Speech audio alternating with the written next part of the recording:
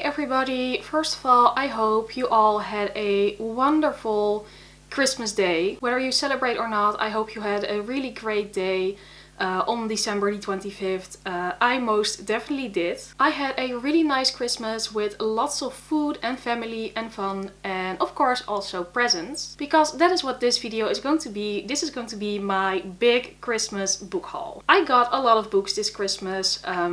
You know, I do like books, so that's kind of nice. But what is even more amazing is that a lot of these books were sent to me from my Amazon wishlist by some of you guys, which is just insane.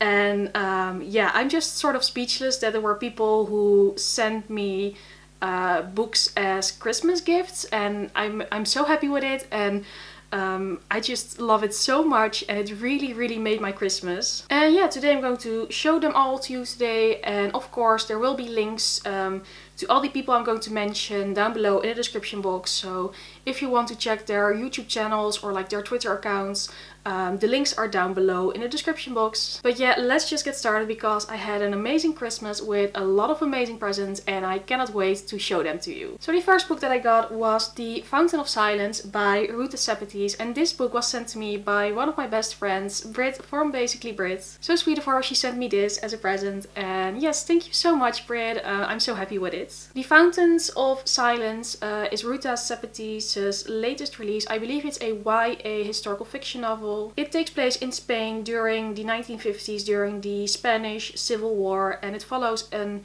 18-year-old boy named Daniel. I don't know much about the plot apart from that, because I usually don't know much about the plots of books that I haven't read yet, but I do really love Ruta Sepetys' other work, mainly Salt to the Sea and Between Shades of Grey. And Brit also really loves those books, so that's probably why she chose this one for my Amazon wishlist. And yeah, it's a lot bigger than I had expected, because it's a big paperback and it's quite a lot of pages, so it's bigger than her other books, I think. But yeah, I cannot wait to start this and see what I'm going to think of it, and I really hope I will love it as much as her other work, basically. But again, thank you so much, Brit. I cannot wait to read it, and I'm pretty sure I'm going to love it. The next book that I got for Christmas is The City of Brass by S.A.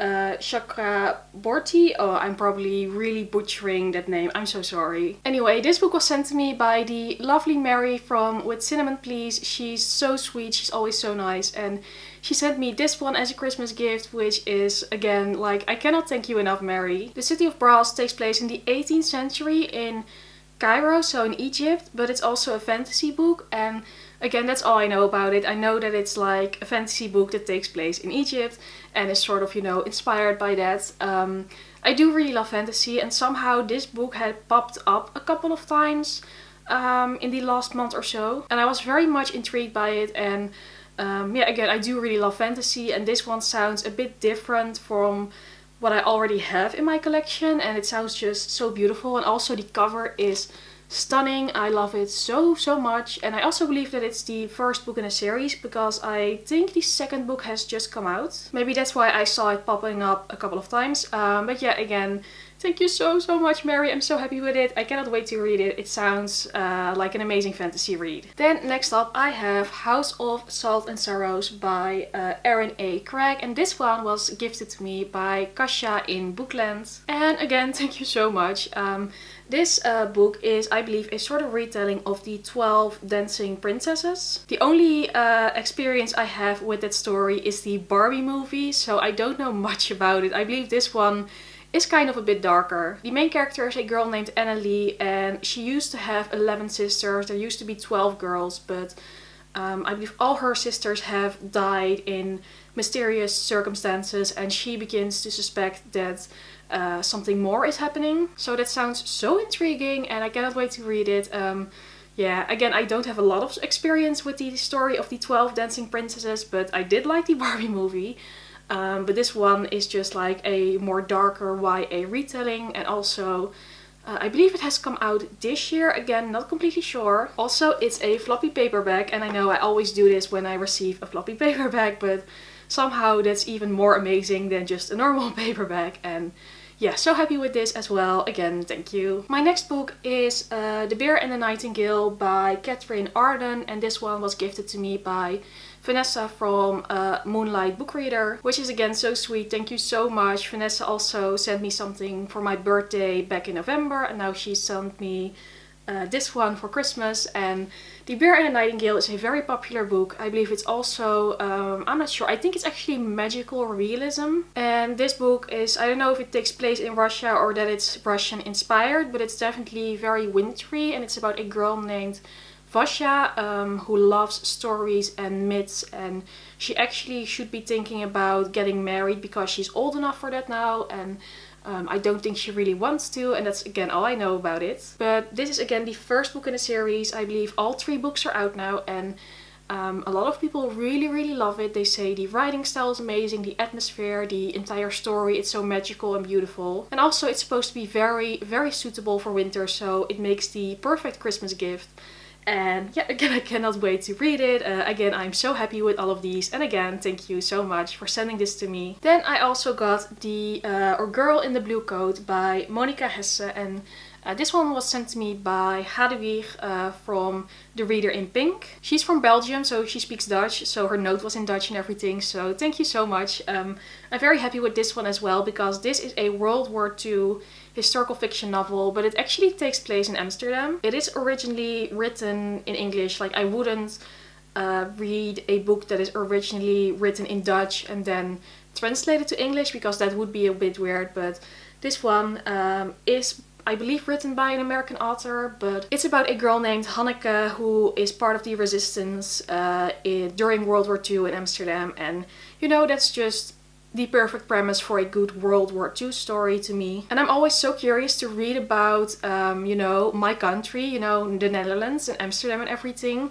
from a different perspective, because, you know, this is where I live, and I've had a lot of history lessons on World War II here in the Netherlands, so I cannot wait to see what I'm going to think of this one. It's also so weird to read Dutch names and Dutch places in an English book, because I pronounce it the Dutch way, like Hanneke. I don't know how you would pronounce it in English. I guess Hanneke? I don't know. Yeah, that's just so weird. But again, you know, floppy paperback, so that's amazing. And I do really love my historical fiction books, as you probably know. So this can be added to my World War II historical fiction collection, which is going to be very big because I have so many books. And yeah, I cannot wait again to read this. I'm sure I will love it. So those were all the books that were sent for me from my Amazon wishlist. But then also on Christmas Day I got a book from my brother, and it was Educated by Tara Westover. This is a non-fiction book. It's a memoir of Tara Westover. She grew up with her family, very much off the grid, you know, very much the lifestyle of survivalists, because her dad was one, and she never went to school, she never really was part of, you know, society and everything. But then at some point she does go to school, and she turns out to be very good at math, and she's like very smart, and she gets educated, and she learns more about the world. So that sounds like such an interesting story to me. I asked for this book because I really want to read more non-fiction books, more, you know, personal stories, memoirs, biographies, etc. Because I want to read more stories about people who have led interesting or remarkable lives, and I really love to read about it. And this is again a floppy paperback, but this one is like the floppiest of the floppiest paperbacks. It's so I love it. So this one was a gift from my brother. Thank you. He doesn't like reading. He just bought something off my wish list, but you know, thank you anyway. Then also I also have some books that I bought for myself for Christmas. So these are Christmas presents from me to me, so you know, they still fit within this video. The first one is Where the Crawdads Sing by Delia Owens, and this is something I know nothing about the plot, but I believe it's a historical fiction thriller detective murder mystery. The only thing I know is that it is very highly rated on Goodreads from what I've seen, and you know, it was just somehow on my radar for a little while. I saw it at the bookshop that they now had the like smaller paperback version, so that's why I bought it for myself. And again, you know, my love for historical fiction is endless, so I cannot wait to read this one. And I also got The Way of Kings Part 1 by Brandon Sanderson. I don't know, does this have another subtitle? No, it's just Part 1.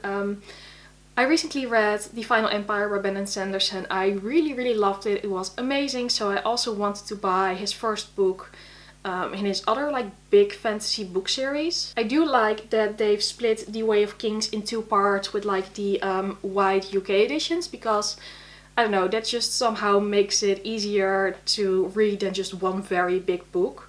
So I got this one as well because I really want to read the, what is it called? Stormlight Archive series 2. And because this one is already so big, I'm just going to count parts 1 and 2. I don't have part 2 yet, but I'm just going to count them as separate books on my, you know, Goodreads goal for next year.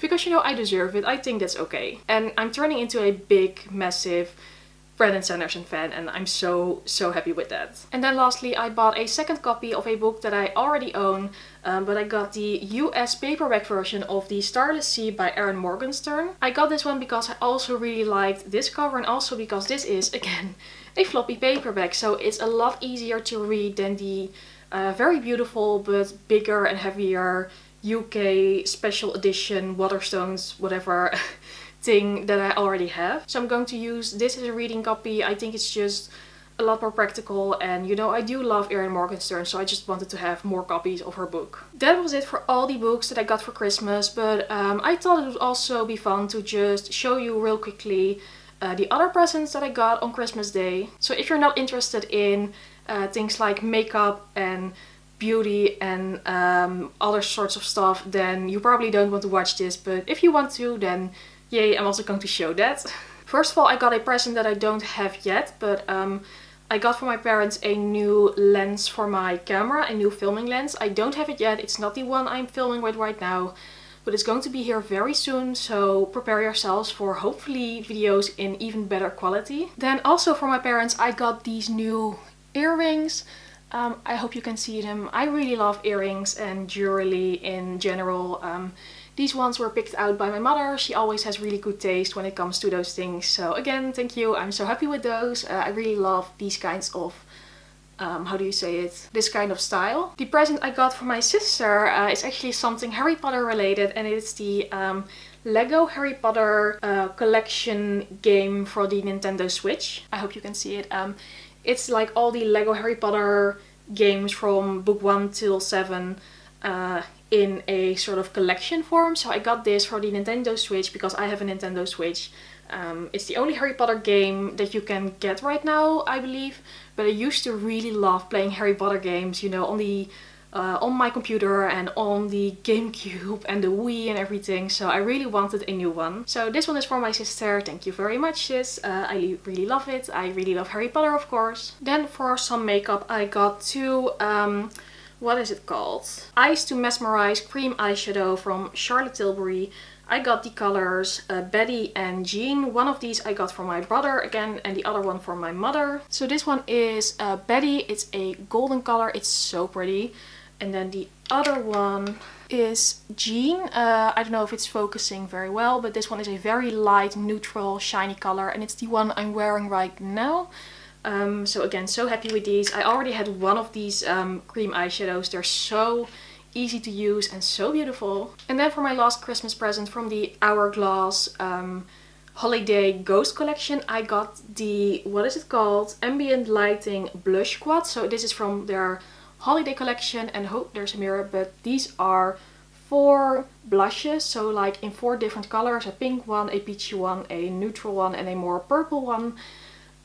This one I also got for my parents. It's so beautiful and I love them so much. They're so subtle, but somehow they make you even prettier and it makes your makeup look even better. So yeah, very happy with this one as well. So as you can see, I got massively spoiled this Christmas. I really know, I'm really lucky with that. I got so many amazing things and I'm so happy and grateful for all of them. And yeah, again, I had a really nice Christmas, just the best time. And again, I hope you did as well, even if you don't celebrate it. Again, a massive thanks to everybody who sent me a present, because you really don't have to do that, but I'm so happy with all of them. But yeah, this was it then for this Christmas haul video, and I hope you enjoyed it. And if you did, maybe go subscribe or give it a thumbs up, because as always, I would really appreciate that. Then I will already wish you a very happy New Year, a very happy 2020, and then hopefully I will see you again soon in my next video.